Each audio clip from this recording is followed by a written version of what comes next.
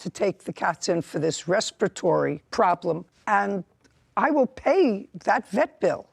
But then when they develop ringworm and you have other cats in the house, a month and a half later, that was a persistent problem, according to what I read, he's not an insurer of your cats. Your Honor, the ringworm came before I brought them to the vet. It still doesn't make him responsible. And I went to the courts where we live, and I got the paperwork. They said it was illegal for him to sell it to me without that. You can't tell me what anybody said to you. That's hearsay. He never said, my cats, all cats. Maybe he was just a nice person and he... Jeffrey says he offered to take the kittens back, but Jade refused. Okay, what I'm telling you is, you don't have a contract with him. The state we live in, they said it's illegal to sell without a contract and to sell while it's sick. Okay. You have to be able to establish that the defendant knew that these cats were sick. That's number one. I'm going to ask him a question. Sarah's going to look it up. Where do you come from? Minnesota. Minnesota. What county? Anoka County. Anoka County. Look up Anoka County sale of domestic animals. There were 2 other kittens in this litter, sir. Yes. Were any of your cats treated for ringworm? No. Did either of the 2 people to whom you sold the 2 other kittens report to you that their kittens had ringworm? No. He told me on the phone, oh, my dad told him that a week later, because a week later the ringworm came up, and I bought stuff to treat it at home, but it wouldn't get rid of it. Just a second. Miss Hoosby, he's not an insurer of your kittens. But you have one cat that goes... He said they had it over there. Now he's saying that they didn't. Well, just a second. Did he ever... What? Did he tell you when your cats were diagnosed with ringworm that his cats were diagnosed with... Just think about the answer to my question. No. He never said my cats also had ringworm. But he paid the bill. Why'd he pay the bill if he didn't think he was guilty?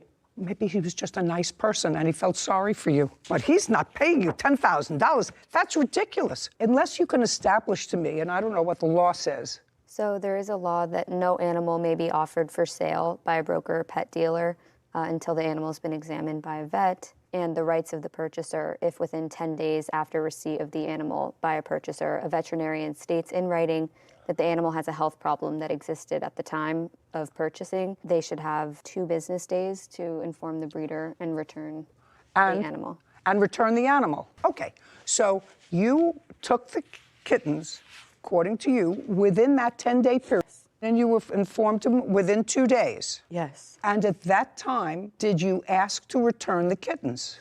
At that time... The answer is either yes or no. Yes, after the visit. After the visit. And what did he say to you? If they have that disease. No, not if they have the disease. We're not talking about that disease. We're talking about the cold. Yes. We're talking about the cold. You accepted payment of him for either $1,200 or $1,300 for treating them for that cold and upper respiratory infection. Yes. That's the way you resolved the issue, because you didn't want to return the kittens. I asked him about getting my money back for the kittens, which obviously I'd return the kittens and get the money back. No, if they are diseased, then we will put the cats down and I will give you new kittens. And you said no. Yes, you can't do that. Okay. You can't put the cats down for that. Okay. You have the kittens now? Yes. How are they? They still have respiratory problems. I just brought them in last week. They're sick. And I keep giving them the medication. It's because of the disease. It causes viral respiratory problems. What do you want to do, Miss Hoosby? What would you do? Would you return the kittens to the defendant and say, I'm giving you the kittens. If you're going to put them down, put them down. I want my money back. My question is that what you want to do? I'm not saying that that's what I will do. I'm just asking you, is that what you want to do? No, they diseased all the other cats in the house too. Well, I can't just get rid of them. You know what I'm saying? All my cats are diseased. I mean, I'd have to get rid of all my cats. And what I'm telling you is, you have no proof that it's his fault. From the day I brought them home, they had symptoms of the disease. Madam, he says that his kittens and his cats were not treated for ringworm on or about the time that your cats brought the ringworm into your house. That means they had to bring them in from his house because they never left his house. But it's possible that your Bengal that does go outside brought ringworm into the house. I don't say it happened. I think it was very nice of him, absent a contract, for him to pay the vet bill for the respiratory illness. He's not. He wasn't pleasant, like he was saying. I didn't say he was pleasant. I said pay. What did she say? He wasn't? He wasn't pleasant. Pleasant. He doesn't have to be pleasant. You paid him $1,500 for a kitten. He's not an insurer of your entire cattery. But he sold me a diseased cat. We're done. Thank you very much. Your case Court is adjourned.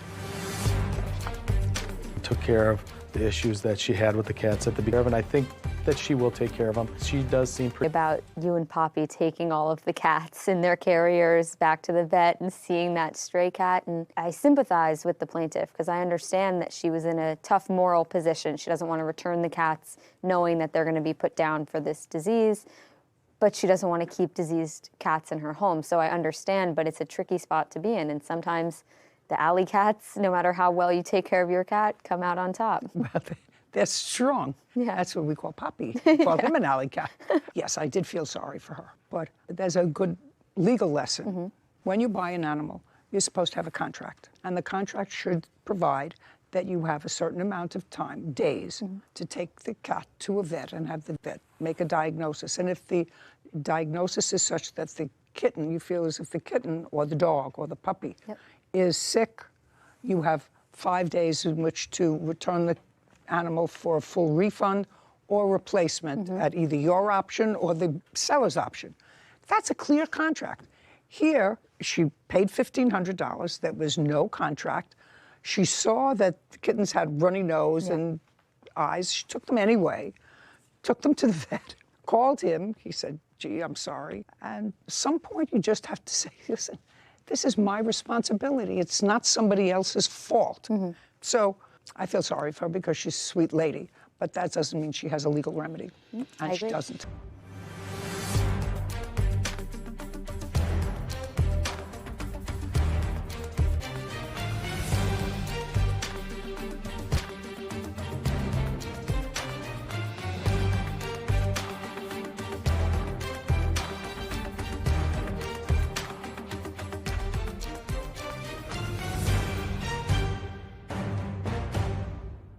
I was walking on the walkway and all of a sudden claws me and I'm up like this. I hit it down. There had been previous conversations about steering clear of the rooster because it was aggressive. This is Judy Justice.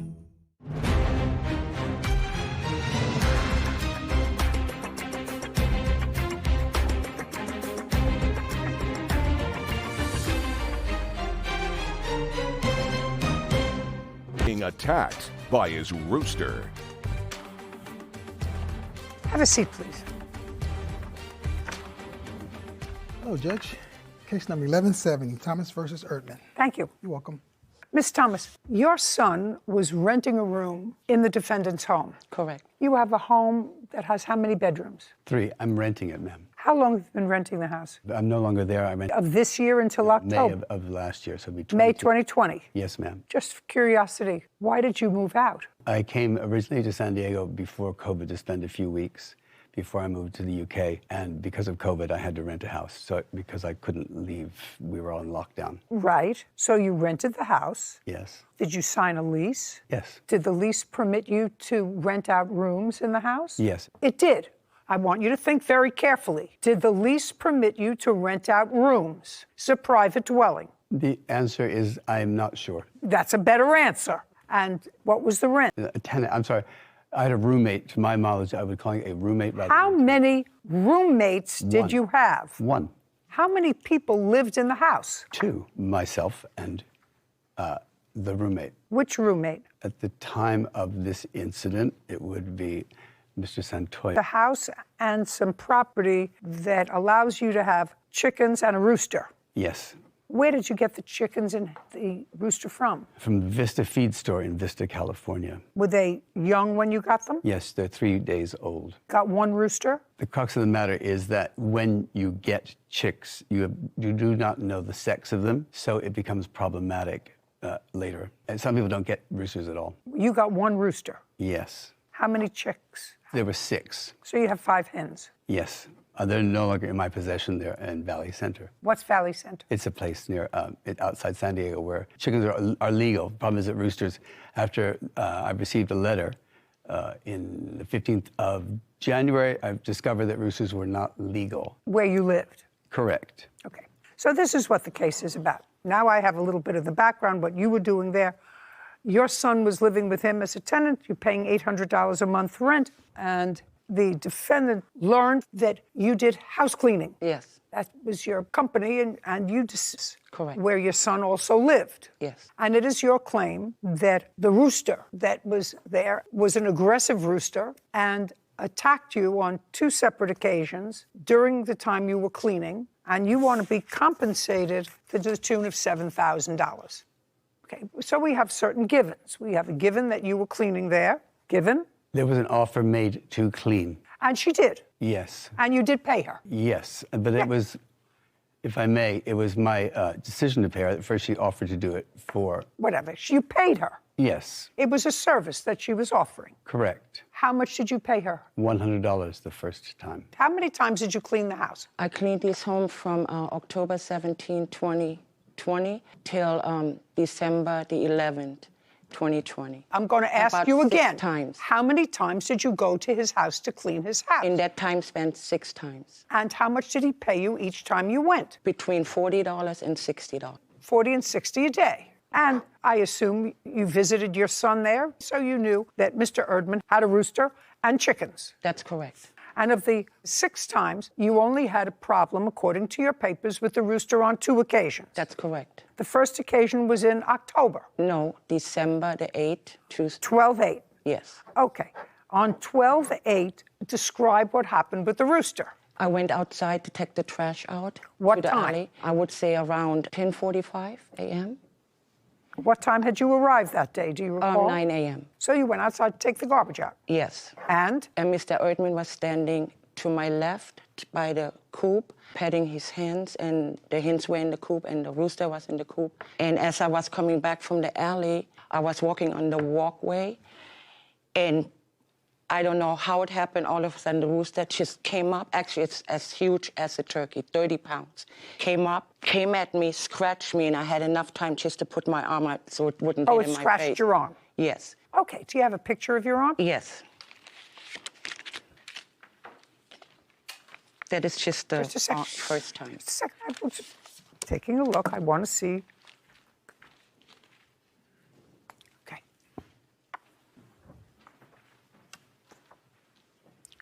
Okay, so it scratched you with a claw. Yeah, with the claws. It scratched you with a claw. This Yes. scratch. Okay. You didn't seek medical attention for this? It's a Not for scratch. this, no. It's a scratch. Yes. Okay. Want to see this? October 8th. Next. The next injury was December the 11th. Now, between the 8th and the 11th, had you been back to the house? Yes, on the 10th for my regular cleaning service. Anything happen on the 10th? No. Everything went fine. Just a second. So on the 10th,